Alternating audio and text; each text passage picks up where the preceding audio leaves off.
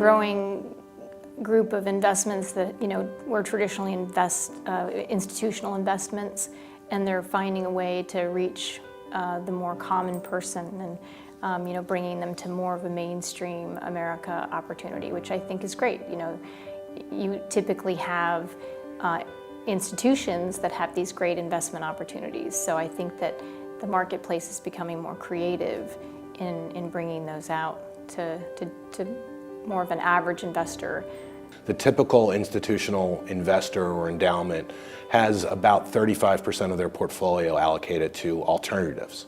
And if you look at the traditional or typical retail or Main Street investor, they have very little alternatives allocations.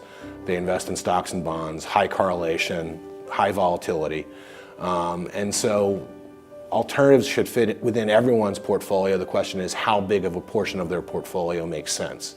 And that's really based on how big is their portfolio, how much liquidity do they need, what's their investment horizon, and those are all factors that need to be considered by a financial advisor or rep when they look at alternatives for one of their clients.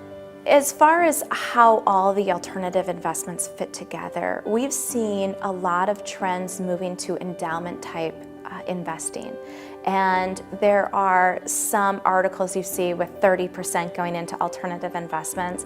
I don't think that there is one solution for any just broad-based client. I think you really do have to consider when you're looking at alternative investments, what portion does that client have the risk tolerance to go illiquid, which into non-traded, which into mutual funds, and really look at there should be a portion of that into alternative investments so they can really take advantage of low correlation and potentially absolute return in certain managed futures funds. So it really depends on that client, and it should be a conversation that the advisor has to better understand what is it that that client is looking for.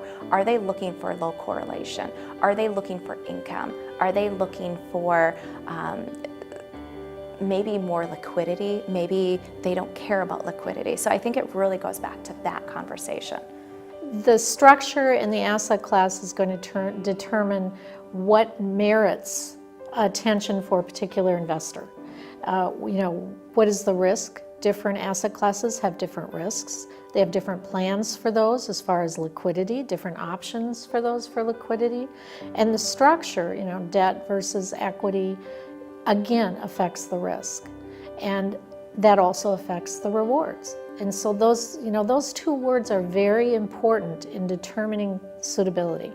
What does that investor want? What has their history been? What are their needs? What's their financial circumstances? And how does that all fit together?